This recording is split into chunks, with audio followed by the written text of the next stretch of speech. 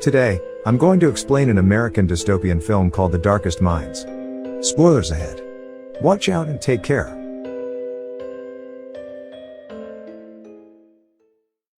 In the year 2043 in the United States, children and teenagers start to die because of a terrible disease that only afflicts children.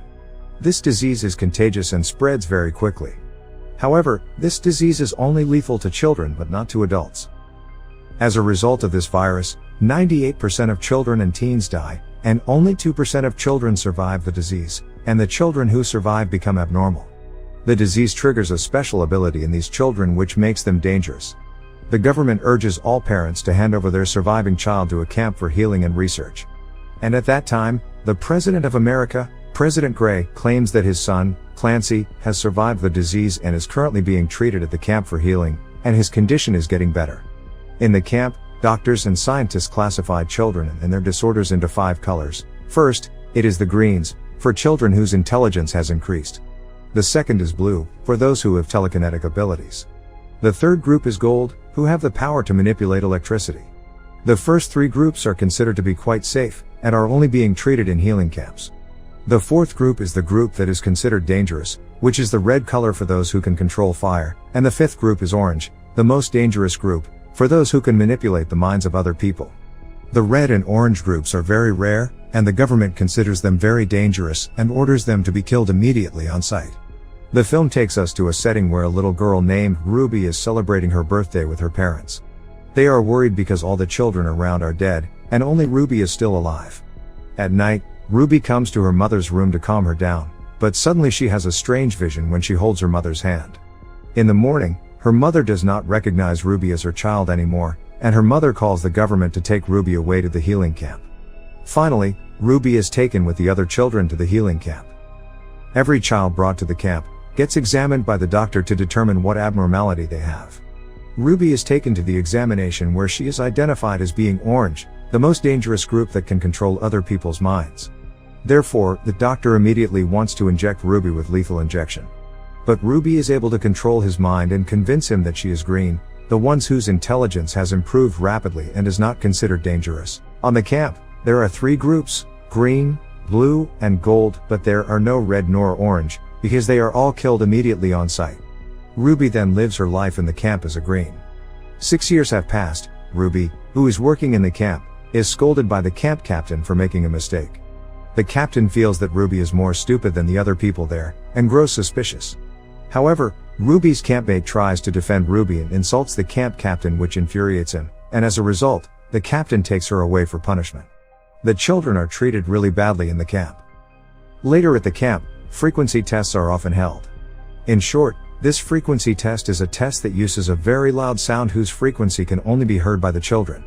During this frequency test, Ruby faints, and she is taken to a doctor called Dr. Kate for further examination. From the examination, the officer finds out that Ruby is an orange. Dr. Kate secretly writes a note to Ruby that they have found out Ruby is an orange and will kill her immediately. And Dr. Kate tells Ruby to meet her in the boiler room. In a panic, Ruby then directly goes to the boiler room, and in there, Dr. Kate is waiting for her. By that time, the alarm has been sounded for an intrusion, and all officers are ordered to look for Ruby. With Dr. Kate's help, Ruby manages to leave using Dr. Kate's car.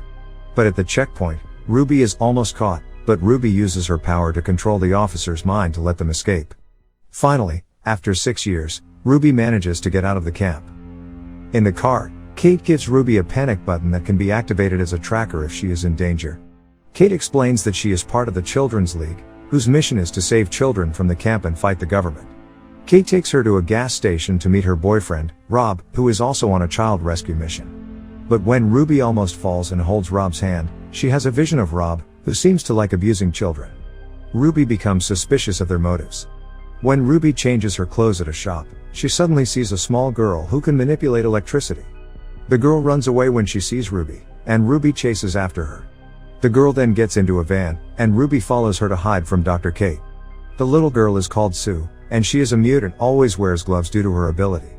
Sue is accompanied by 2 friends called Liam and Charles.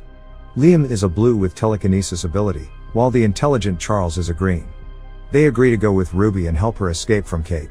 On the way, there is a woman who tries to chase them. Her name is Lady Jane. Lady Jane is a child hunter who works for money. While in pursuit, Kate also tries to pursue them. However, Liam uses his telekinesis power to harass them by scattering the leaves, cracking the road, and even knocking down the trees. As a result, they manage to escape.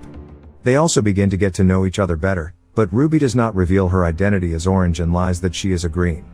Liam explains that they are on their way down the East River to a group of children led by a mysterious person nicknamed the Slip Kid. They don't know the identity of the Slip Kid, but it looks like he's an orange who can control people's minds. He also explains that the Children's League led by Dr. Kate is not a good place to stay. He used to be in the Children's League, where they train children to use their abilities to fight against the government. Liam didn't like the idea of becoming a soldier, and so he eventually left the League. Meanwhile, Ruby and the others spend the night at an inn. Ruby remembers the time with her parents. It is revealed that she couldn't really control her ability, and because of that, she accidentally erased her parents' memories of her when she was a kid. While sleeping, Ruby accidentally touches Sue's hand and then gets a memory that Sue used to be in a government camp, but eventually, she and hundreds of other children rebelled and fled, and the rebellion was led by Liam. Because of the trauma during her life at the camp, Sue became mute. In the morning, they go to a long-abandoned mall to shop and pick up some supplies. They really enjoy their moment together, since they never have a normal childhood. But suddenly, their bodies are lifted and controlled by a group of people. Luckily, Sue uses her electric power to stop it. It turns out that they are also a group of children who have telekinesis abilities. At night, they talk about the Children's Association in the East River and its very secret nature. They know where East River is, but they can't tell Ruby and her friends the exact location because it's a secret they cannot tell. However, Ruby uses her telepathy secretly to make one of them unconsciously gives a clue about the location, which is the letter EDO. Later that night, the genius Charles tries to figure out what EDO is, but he finds nothing. However, after speaking with Ruby about her father being a cop, Charles starts to realize that EDO might be a radio frequency. He concludes that E represents 5, D represents 4, and O represents 0. And he uses the number 540 for the radio frequency. Finally, they receive a message from the frequency and finds that the location is at Lake Prince, Virginia. The next day, on the road, they are ambushed by Lady Jane, the child hunter, and she uses the sound frequency of her rifle to incapacitate the children. Luckily, Ruby uses her power to control Lady Jane's mind, and gives Jane a deserving punishment. Liam and the others are shocked that all this time Ruby is orange. It turns out that Ruby has lied to them all this time because she isn't proud of her abilities. Sometime later, Ruby confides with Liam about her past. And they start to fall in love with each other. Finally, they continue their journey and arrive at Lake Prince, Virginia. There, they meet other children like themselves. They are so amazed because they haven't seen that many children in a very long time. They also meet the Slip Kid, and it turns out that all this time, he is the son of the president, Clancy Gray. Clancy is an orange, just like Ruby. At night, they have a party. Liam and Ruby dance together romantically. In the morning, they are all given an assignment, and Ruby is assigned to help Clancy. Clancy tells Ruby that he is one of the first people to survive the terrible disease, and the government used him to experiment to create a cure. But the doctor failed. And his father, the president, lied to the public that they had found the cure. Clancy eventually escaped and formed a children's association where all the children can live safely. Clancy then teaches Ruby how to control her power and control other people's minds without touching their hands, and Ruby finally succeeds. In return, Ruby teaches him how to erase people's memories. However, during this process, Clancy controls her mind and tries to kiss her. Ruby is distraught, and she hits him and leaves. Ruby and her friends finally decide to leave the place. But while on the run, they are ambushed by troops from the camp. Liam tries to fight back, but suddenly he becomes unconscious.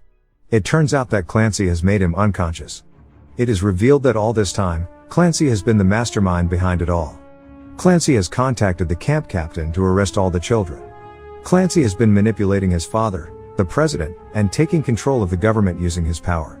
His main goal is to create his army of children with superpowers so that he would never get abused by anyone. Ruby then uses her power to make the camp captain commit suicide, and Sue controls the electricity to create a trick to escape. Suddenly armed forces arrive with helicopters to arrest all the children. The troops brought the children in the red group who can control fire. It turns out that they are secretly weaponized by the government, and they set the camp on fire. The battle finally ensues. The Red Army tries to burn Liam and his friends, but Liam uses his power to retaliate. But suddenly, Clancy comes in the middle of the battle and manipulates the minds of all the children there.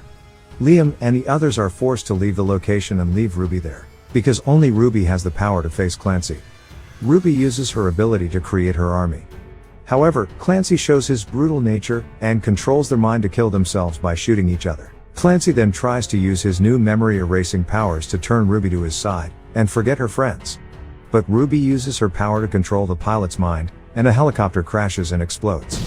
Ruby manages to escape the explosion with the help of Charles, but unfortunately, Charles gets burned, and he is severely injured, leaving Ruby no choice but to use her panic button to call the Children's League for help. The next morning, the League squad comes to pick them all up.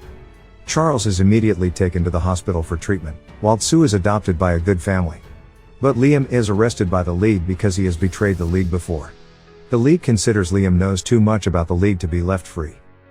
Ruby meets Kate and bargains to release Liam by promising to be a soldier in the League, and fight against the government alongside them.